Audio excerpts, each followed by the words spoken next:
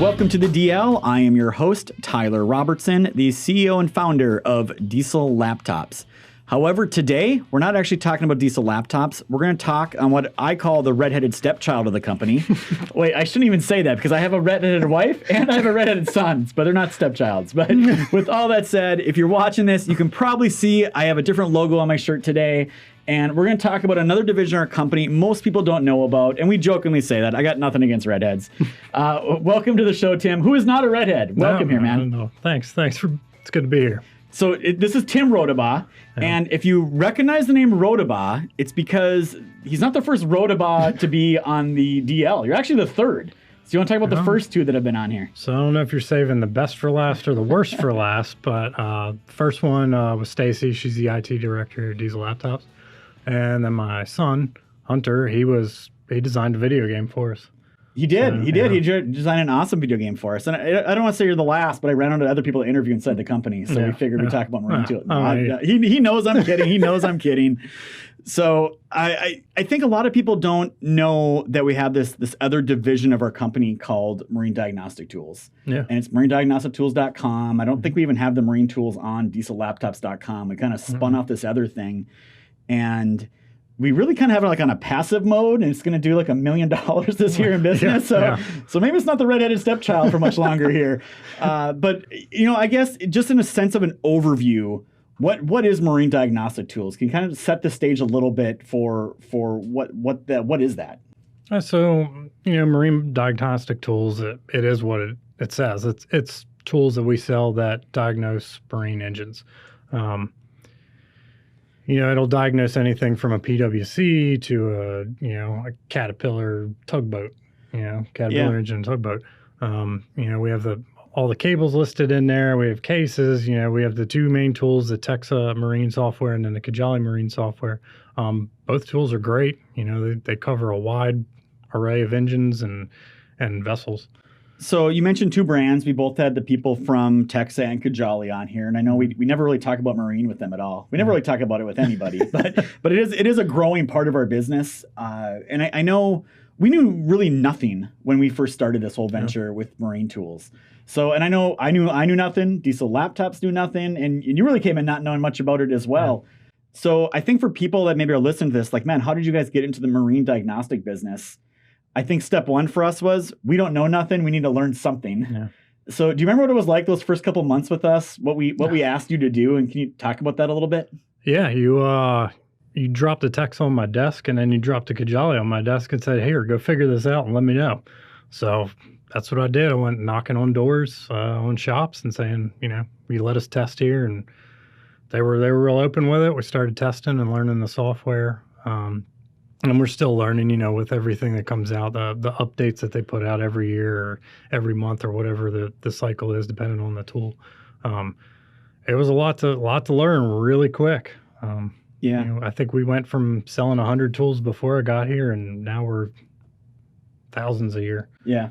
So I think the thing to do is kind of compare industries and let people understand how this all relates a little bit. So, the story I always tell to people, and correct me if I'm wrong here, but it kind of starts with automotive, right? They went electronic first. They had seatbelts and safety systems. They went electronic, emissions, and all those things. And then you kind of had commercial trucks not far behind it. The mid-2000s, we started having to put emission requirements on there, more complex. We went from having one or two ECMs to having a bunch. I mean, today's trucks have dozens. Yeah. And cars have hundreds, right? Yeah. And then kind of nearing that same point, maybe even a little bit later, you had heavy equipment and earth-moving equipment and farm tractors. And in some regards, they're actually even ahead of where truck is, and even automotive when you look at some of the things with robots driving farm tractors and all that craziness going on. And then it's kind of marine. So, I hope I have this fact right, and I'm pretty sure I got it from Mario over at TEXA. But he said basically at the end of the day, the things used to be mechanical. There was no emission requirements. There was none of these things going on. All this emission stuff applies to all these industries. And in the marine world, the number he gave me, I think it was 2010 was the last year everything was really the first year everything was electronic. So all these mechanical things that people were used to now all of a sudden have ECMs on them in the marine world. And I did a little Google sleuthing before this because people are always like, man, how big is that marine world? And I can correlate it this way. In the commercial truck world, there's about 9 million commercial trucks driving around all the time. In the marine world, there's over 17 million in the United States. These are U.S. numbers. Does that surprise you at all from what you know or what you see? It does, but it doesn't. I mean, because I've been doing it, since I've been here, you see a lot of boats. I mean, you go from, your little 9 horsepowers to, your giant, D-deck Detroits, or your whatever it might be, the MTUs, or, the Caterpillars. I mean, there's a ton of boats out there. Yeah, and I think the part that kind of caught me off guard too was how many different segments there are. I was used to truck. Yeah. You either own trucks that you work on yourself, or you work on somebody else's trucks. That's really the two big branches in the truck world. And it broke down a little bit differently in the marine world. And the interesting thing is, with truck, when we're talking to those two different groups, the message is a little bit different. The things you say are different because they have different needs. Mm-hmm. I was surprised how many different segments there are for marine and how unique they are for each. So can you kind of walk through, and we'll do it together, a couple of different segments that we've kind of figured out, like, hey, this is a segment. So what would be the first one up to bat? One of our bigger customers are the mobile marine mechanics. Yeah. So that's a big segment. And those guys are pretty much all makes, all models. Yeah. Right? So they want to work on as much as possible and do as much work as possible. Mm-hmm. So it kind of reminds me of like an independent truck repair shop. Yeah. They don't know what they're going to work on. Could be anything at all. But they want to make sure they have coverage for it. And like you said, it could be from a trolley motor all the way up to a diesel engine. And those mobile guys, I don't know how many there are, but there are tons of them. Yeah. So I get that segment. Because I can relate to truck. What's another segment? So your other segment's like your small shops. The guy that doesn't have the OEM software and doesn't sell that many, but they work on pretty much everything that comes in, with the neighborhood or their community. They're not big by any means, but they need something to work on something. So not the mobile guy, but he's got a shop. And I can say I've only been in a handful of boat shops. I'm used to truck shops, right? Like 20 technicians, big bays all over. Yeah. Every marine shop I've been in that's not a dealer, it's like, I wouldn't say, there's obviously nice ones out there, but some of those I've been to have been like literally lean-tos that they're pulling boats under to work on and do things with. Yeah. So you got that segment. What would be another one? You got our surveyors. They'll do surveys on ships for insurance companies or the customer. They pay for a survey to get, make sure that boat's working all right before they purchase. Is it like certification stuff they have to do every year on boats, or is it inspections? Well, inspections. They want to make sure the hull doesn't have a hole in it, or it's going to sink as soon as they purchase it, or the insurance company wants to make sure everything's fine before they give insurance on that. I can imagine you have a cruise boat and you have people on it. You probably got to have some type of inspection done by somebody, the Coast Guard or whoever it is. Yeah. I know here on Lake Murray next to us, I remember a couple of years ago, they went around one of those cruise ships, or one of the little cruise ships we have, with the hammer, and they like thudded it, and it didn't thud, it went like through the hull. And they're like, you're decommissioned. Yeah, right? Sounds like a good cruise. Stay off that boat. Yeah. Right. So surveyors, why are they buying diagnostic tools? Aren't they're doing inspections and making sure the boat's safe? Mm-hmm. Yeah, they're doing inspections. They'll run through. They'll do hull inspections and stuff on the actual boat, but they want to give that engine a good look for the customer, whoever their customer is. They want to make sure that there's no codes. The injectors are good.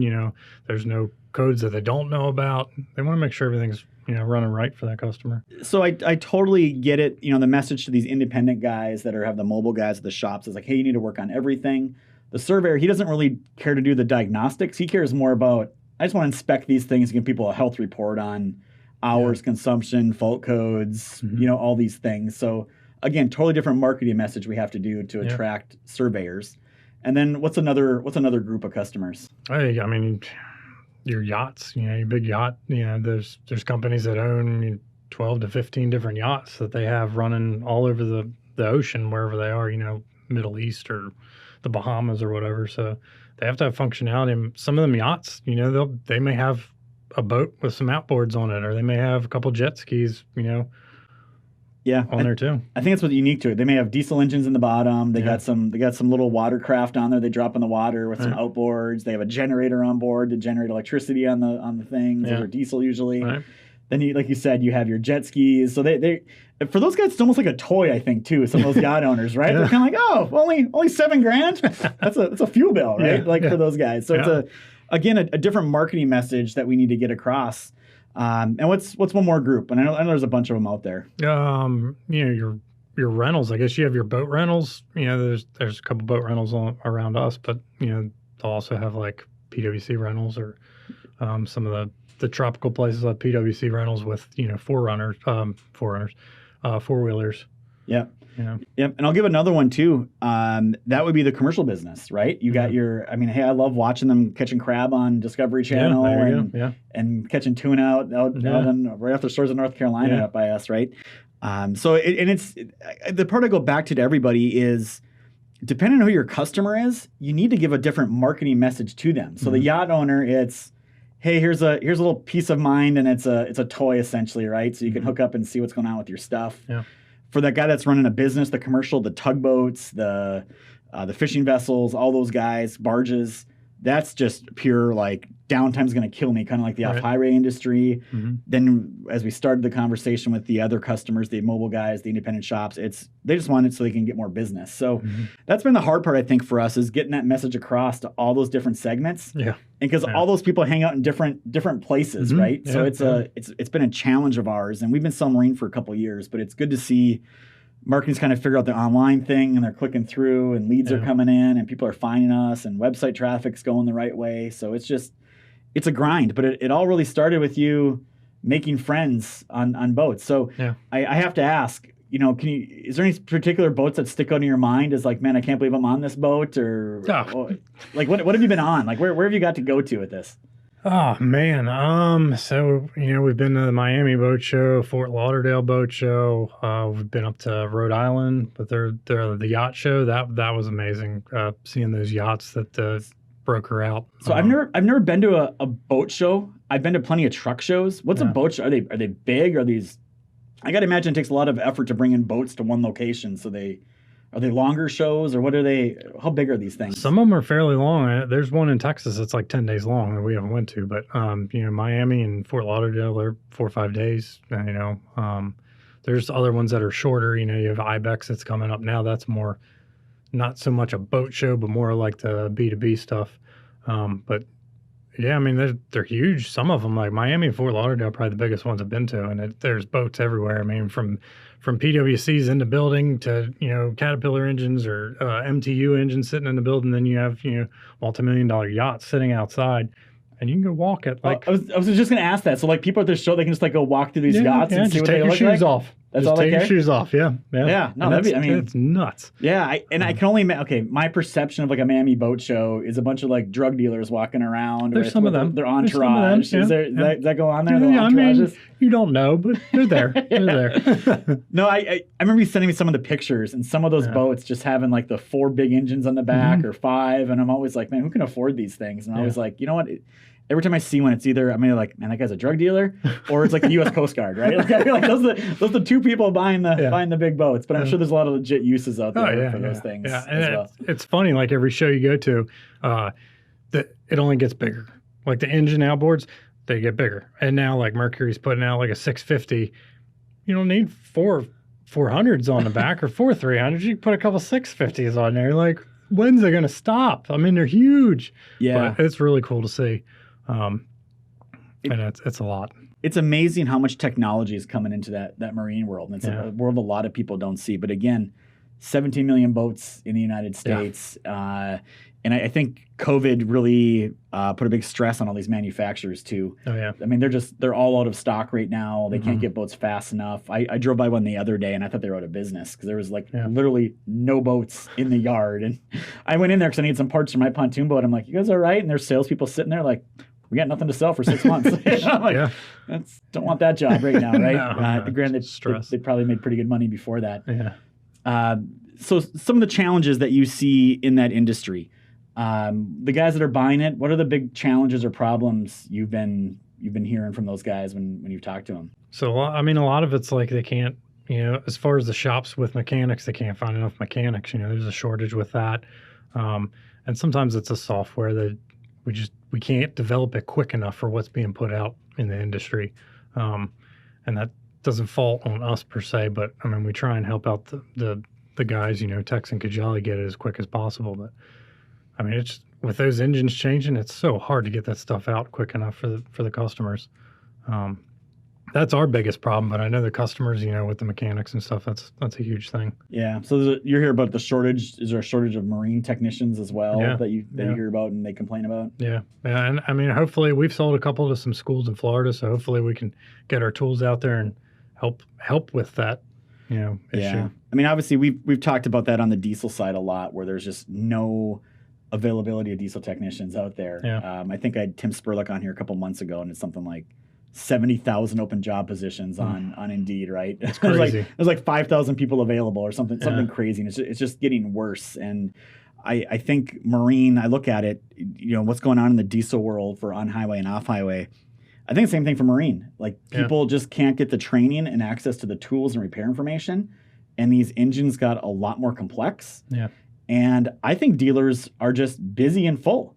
I know I have a pontoon boat to tri-tune, and I got 2 jet skis, and I had a problem with both jet skis 3 months ago, and maybe it was 4 months ago. I still don't have them back. It's not like they don't know how to do it. It's just they're literally slammed. They don't even answer the phone when I call. It took me like 10 phone calls just to find out can you guys get this for me? Because I don't have a trailer. Like I'm just dependent on them to do all these things, and it's really a struggle out there. So I don't know how that world keeps moving forward either, without more bodies coming into that industry or technology helping to solve it. It's a challenge, because my general belief is it's a lot of independent mobile guys and repair shops that are doing a lot of this work. Mm-hmm. And the dealers are so busy just taking care of installing engines on new boats, trying to get them out the door. Yeah. So it'll be an interesting challenge as things come up here. And you mentioned a couple shows you've been to, and all of them were domestic, but you had the opportunity last year to actually hop across the pond. Yeah. So where did you go, and what was that like? So we went to the M.E.D.S trade show. It's in Amsterdam. It's more of a B2B, kind of like IBEX, only on a bigger scale. Interesting place. There's a lot of bicycles. They use a lot of bicycles to get where they're going. It was a big show. There's a lot of people from different countries. I mean, all over the world. We met a lot of cool people. It was really, really cool to see, like, just the people in there from all over the world.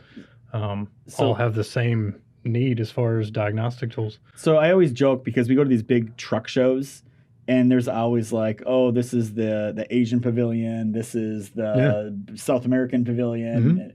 Mm-hmm. I'm like, oh, it's America. But I guess we had the American pavilion when we went to. We were in the American pavilion. Yeah, we were with the NMMA. Hope I'm saying that right. Yeah, but we were in their kind of space, but we were in the United States or whatever. Right next to, I think, what were we next to? Maybe Italy? I don't know. Yeah. There's so many of them, but yeah. So they got it sectioned off by country. It was a lot to take in and fun to see. So how long do you think it would take to walk a show that large? We tried walking it while we were working the booth, and we never saw everything. I mean, it's a 3-day show, so yeah. Maybe if you concentrated and you worked it hard, you could probably do it in 3 days. But. Yeah. Well, and the cool thing I like about boats is because those engines aren't just used in the United States. Right. They're used pretty much all over the world in that regard, right? They're not making different. I don't know if Yamaha engines are in other countries, but if they are, I can't imagine they're making them different than the manufacturing side. Some of the emissions is differently, but I mean, for the most part, they're the same engine. Yeah. So let's talk about the 2 products we represent, TEXA and Cojali. Yeah. And again, I'm a smooth brain when it comes to marine diagnostics, but I did have a problem with my boat, right? The beeping's going off, and I'm like, what the heck does that mean? I had no idea, right? Yeah. So I will say, I was able to get the cowl off, right? Mm-hmm. I got that far. I check my oil in the engine and stuff, and then I'm like, I found the diagnostic port, and the software actually told me, like, a little video and a picture, like it's right here. I'm like, sure enough, there it is, right? So I found that. And then I made like the rookie mistake. I couldn't get it connect, and I made the rookie mistake. And I knew better, because on trucks you always have to have the key in the on position. Yeah. And I totally messed that up and forgot that. But once I got that done, like, it was actually pretty easy using the software. And I'm not a marine technician. Can you talk a little bit about the ease of use of these programs?